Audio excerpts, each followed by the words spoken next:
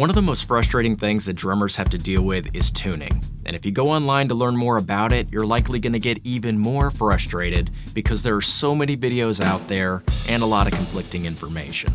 But back when I was growing up, before this internet thing really took off, there was actually only one way to tune your drums. And of course, everybody had their own stylistic preferences for how they wanted them to sound. But the process itself was largely the same, and it boils down to 5 basic steps that I want to walk you through today.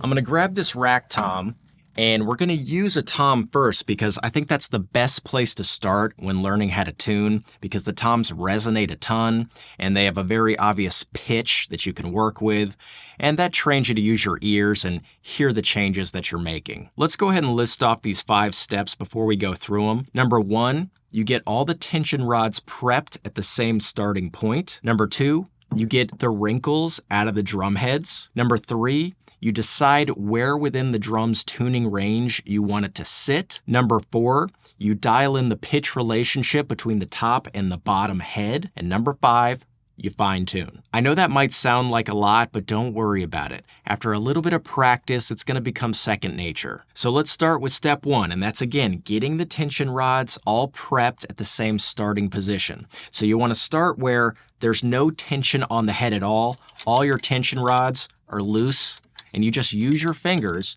to get them finger tight. You're not trying to put a ton of tension on the head yet. You're just making sure that when you start, you're starting from the same place all around the drum. And by the way, if you're tightening your tension rods down and you're running into areas where you need to lube them up a bit, where they're kind of sticking as they're threading, I would highly recommend this product. It's called white lithium grease. And this is made for this kind of metal on metal contact, and it has a very high melting point, so it's not going to melt into your drum the second you take it outside to a gig. You don't want to use things like Vaseline and WD-40, which I've learned the hard way. Now I'm going to do the exact same thing to the bottom head as well. And by the way, in the drumming world, the top head is called the batter head, and the bottom head is called the resonant head. So if I start to throw around some terms that are a little different than what you've heard, that's why. For step 2, we're going to get the wrinkles out of the heads, and that's going to give us some tone to work with, and it's also going to bring the heads up evenly. And the way to do this is to put a little bit of pressure on the center, and all you do is go around the drum in a crisscross pattern incrementally and get those wrinkles out. So you can see I'm crossing, then going back over. And I'm not going crazy on any one tension rod. I'm just making my way around. And now that I'm seeing that I'm getting close, I can break out of that crisscross pattern and kind of just hunt around. As I do this with a brand new head, I'll actually do some CPR on the head as well to break it in and make sure it's seated on the edge of the shell, which is called the bearing edge. So check this out. Well, cracking is normal. It's okay. You want to do that because the second you start playing this drum, this head will settle and all the work you've done will go away. I'm going to double check to see if the wrinkles are still gone. And no, since I've broke the head in, I have some that have come back. Okay, I'm going to do the same thing with the batter side head. It's going little by little, maybe 1/8 of a turn. First, I'll go around, put some tension on the head, then I'll start to kind of find those wrinkles. By the way, with a coated head, it can be hard to see the wrinkles, so you can also feel.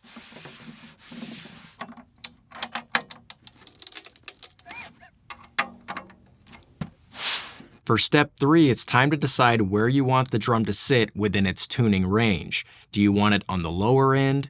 Do you want it somewhere in the middle? Or do you want it on the higher end? This is obviously a personal preference kind of thing, but generally speaking, if you're a pop rock kind of drummer, you're going to want to shoot for somewhere around the low to the middle of the drum's range for that fatter sound. But if you're a jazzier kind of drummer, you're going to want to shoot for that higher end so the drum's more responsive to lighter playing. And that's actually an aspect of tuning that doesn't get talked about nearly enough. It's not all about how you want the drum to sound.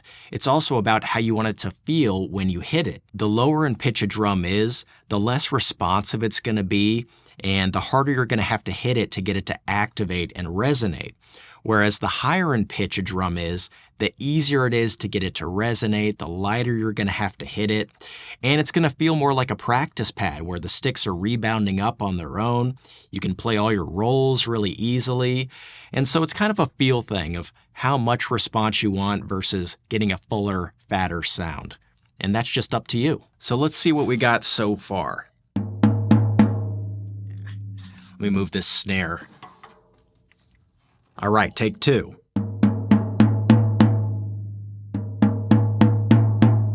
I can kind of tell that the drum isn't activating quite yet because it's at the very bottom of its tuning range. I don't feel the shell resonating, so I'm just going to take it up a little bit, maybe about 1/8 of a turn on both sides.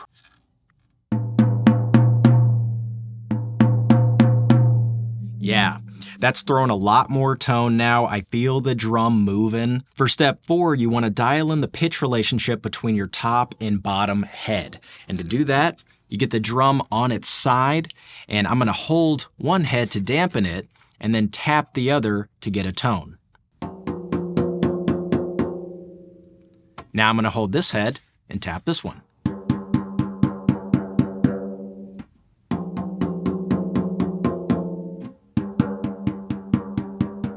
Are you hearing that difference?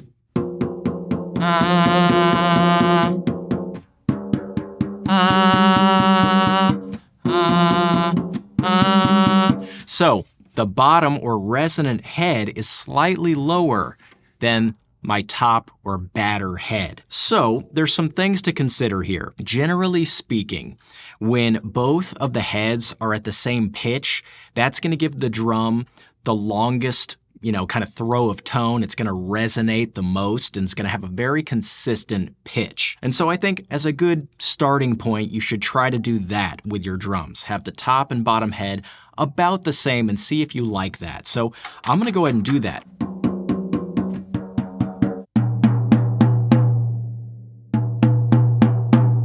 It's got a really even tone. I'm liking how the drum's feeling, and so there you go. Both heads at about the same pitch. It doesn't have to be perfect, just about the same. Now, another way to do this that a lot of people prefer, like myself, is to have the resonant head, the bottom head, slightly higher than the batter head, because I like the feel of that a little bit more. The drum responds a bit more. The stick comes off the head a little bit easier. So, to give you guys an idea of how that sounds, I'm just going to take the bottom head up a scotch.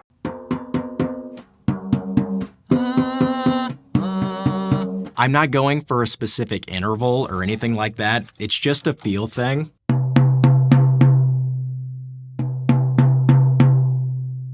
I think that sounds great. It feels really good to hit as well. And so that's always been my personal preference. Now, another thing you can do is obviously have the resonant side head lower than the batter side. So let me dial that in.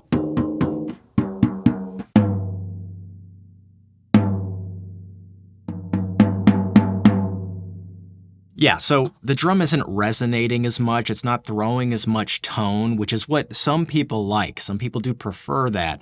But I can also hear that the tone is kind of dipping a little bit. It's like, dong. And I don't really prefer, that kind of a thing. So I'm going to get this back where I like it, where the resonant side head is slightly higher than the batter.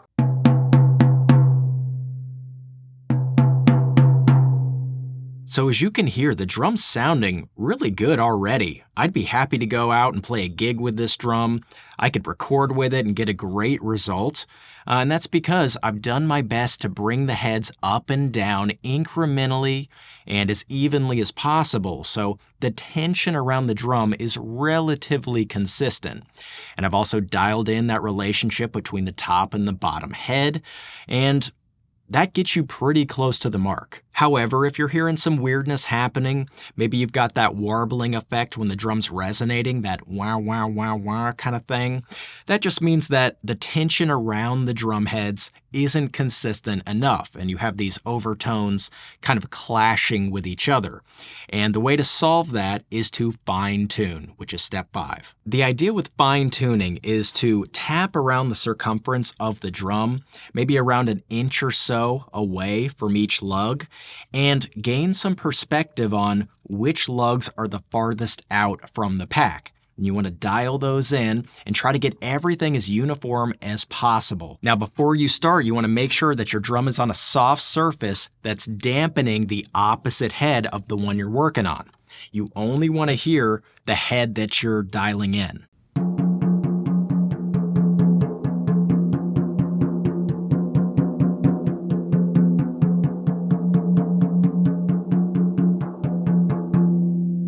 Can you hear that?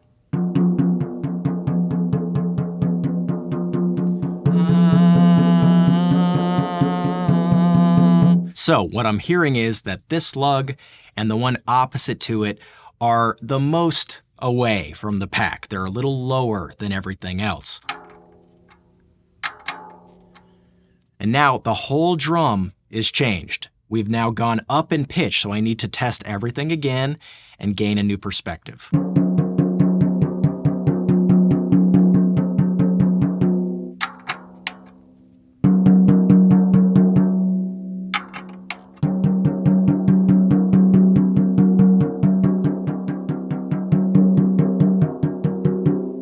Yeah, this is starting to sound really good, and it's not perfect. I could probably spend a little more time here if I wanted to, but I usually know that I've got it in its sweet spot when I have trouble figuring out where to go next.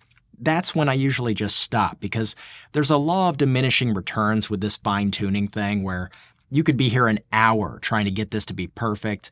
You could go off and buy one of those tuners that gets you the exact right frequency if you wanted to, but it's not going to make enough of an impact to be worth the time investment. Especially if you consider, once you start playing this drum, all this is going to be thrown off anyway, and if you ever make like a little tweak here and there, it's all thrown off. And so, practically speaking, that's not what you're going for.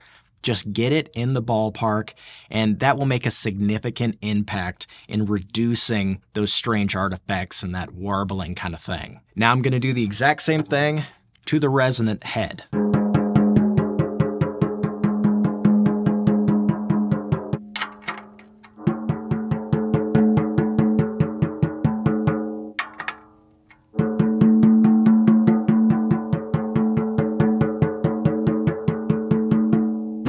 Nice. So let's give this thing a test.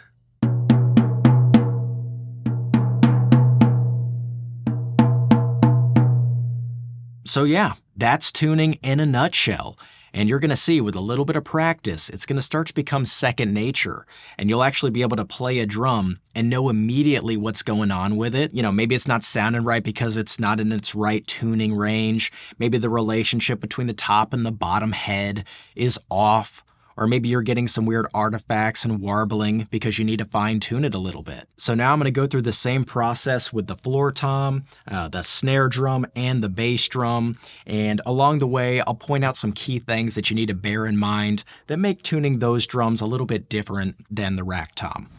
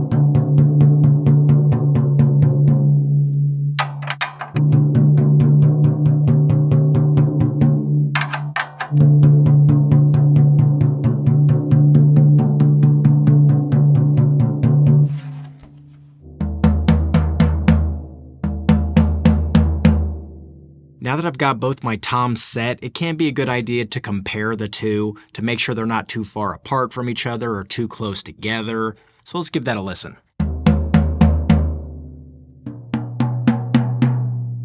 Sounds good for me.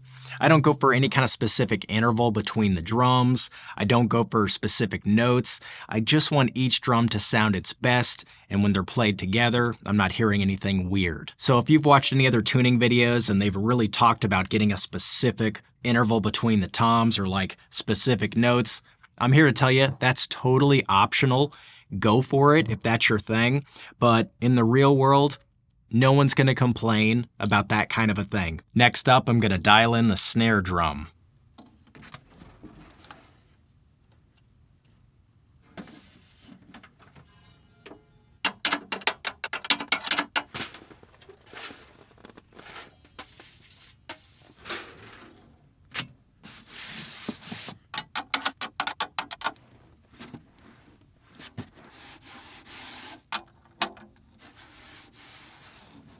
All right, I'm at step 2 where I've now gotten the wrinkles out of each of the snare drum heads, and at this point, I want to illustrate something for you guys. If you remember back to when I tuned the rack tom, at this point the rack tom was producing a tone and was actually sounding pretty good.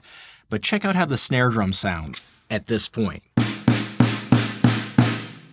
Yeah, it sounds like death.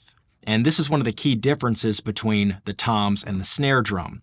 The snare needs to be a lot tighter for it to sound right. And of course, there are exceptions to this rule, like maybe you're going for one of those gush snare drums that has a lot of body and has a lot of tone. That might be a little bit different. But generally speaking, what you're going for with the snare drum is attack and crispiness. And you want to get the snares at the bottom to activate and respond. And to do that, the heads need to be pretty tight. So I'm going to take this thing up a good bit more on each side. As you tighten up the resonant head, you got to make sure you're tightening down your snare wires using the snare throw off. Those snare wires need to hug the head. Not too much, but just enough. We're getting a little closer. The snares are starting to respond, but it needs to come up more for sure.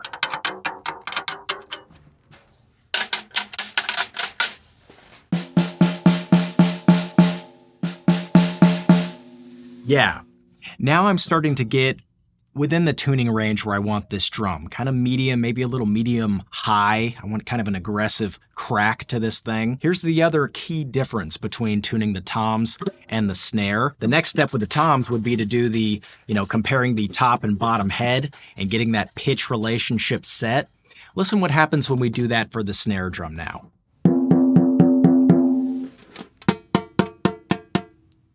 You can hear the top and bottom head are in totally different universes. That's because this bottom head is so thin and so tight that it's not going to throw very much tone, and that's not its job anyway. Its job is to activate the snare wires to give this drum a crispy sound. And so for this step on the snare drum, it's not about getting the resonant side head higher or lower, the same as the batter head. It's how much higher you want the resonant side head than the batter head. The resonant side head needs to be a lot higher. You can tell it's already a lot higher. But you might want to have even more crispiness, even more response, and so you could take it up even more. And you don't do that by checking the tone of the bottom head. You do it by feeling it. So I'm pushing in, I'm seeing how much give there is. If there's too much give, the drum is just not going to respond the right way. So I'm just going to take this up a little bit more. Yeah, so I'm getting a good amount of snare response. I like the feel of the drum. So I'm liking where that resonant side head is sitting. And that's how you want to approach the snare. It's much more of a feel thing. And now at this point, I can fine tune the top and bottom head a bit.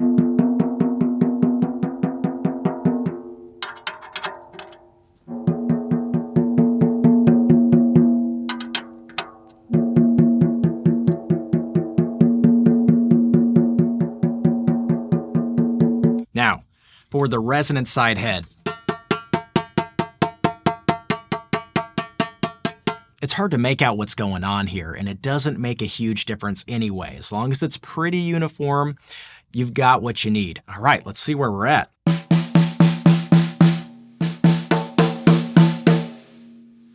Yes.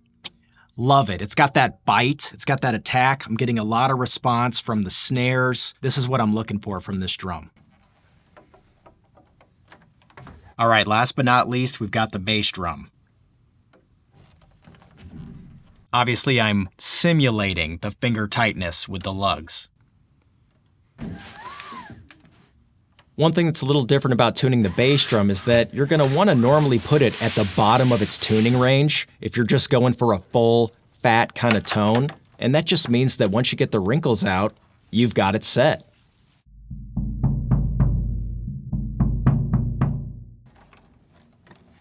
Dial in the pitch relationship between the heads the same way you would the toms. And don't drive yourself crazy with fine-tuning this thing. It's so low that it can be hard to hear what's going on. Just do your best.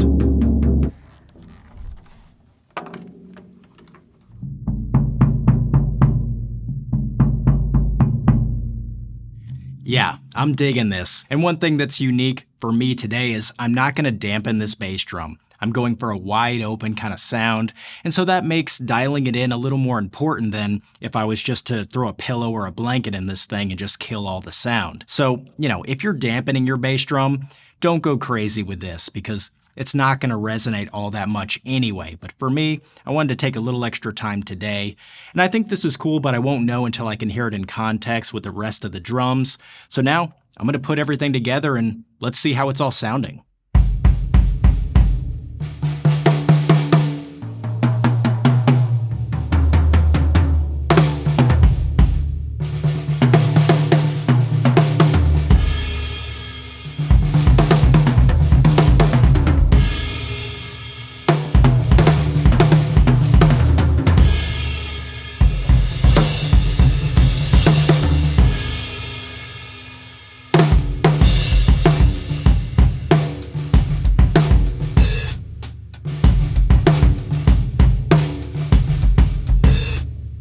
So I'm really digging this already. I love where the bass drum is at. It sounds crazy big in this room. It's wild. I think the toms are spaced really nicely with each other. The snare drum, I think, is a little low. It's not giving me enough attack. I'm not feeling the crispiness. I'm gonna go up a bit more.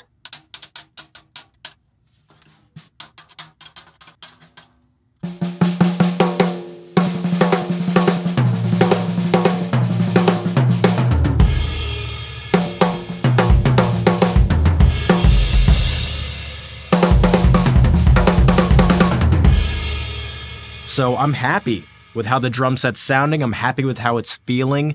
Now, granted, this is a wide open sound. This is a lot of fun, and I could get away with this sound in certain bands with certain music, but practically speaking, I'm not going to be able to show up to every single gig with this wild of a tone. And I would say the next practical step, if this is not appropriate, would be to dampen down the bass drum a bit. Most people are going to want to just hear a nice attack, a low-end punch, and not, this gargantuan sound that I'm getting right now. So I'm going to put some towels inside this bass drum. You can use a pillow. The most important thing, though, is to make sure whatever dampening you're using, that it's touching both the resonant and the batter side from the inside of the drum.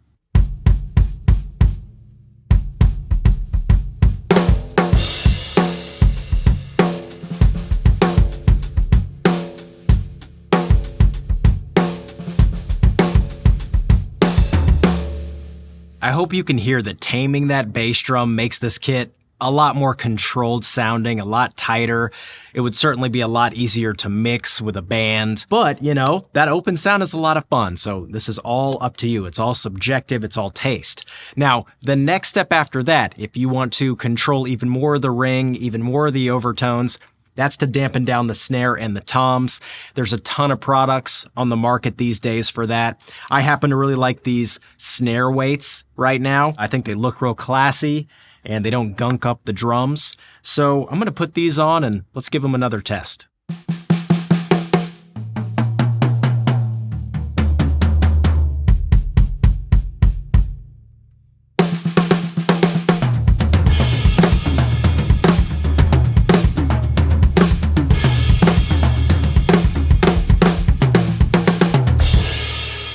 If you want to clean up the sound even more and maybe go for a dry kind of 70s sound, you could use t-shirts on the drums, you could use tea towels. What I really like to use are these big fat snare drums because they're super convenient.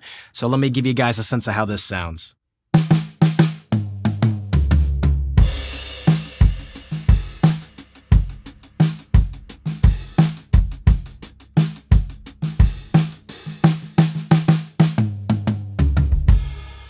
All right, that's going to do it for this one, everybody. I really hope that this helps you out. Thanks as always for watching. I really appreciate it, and I will see you all next time.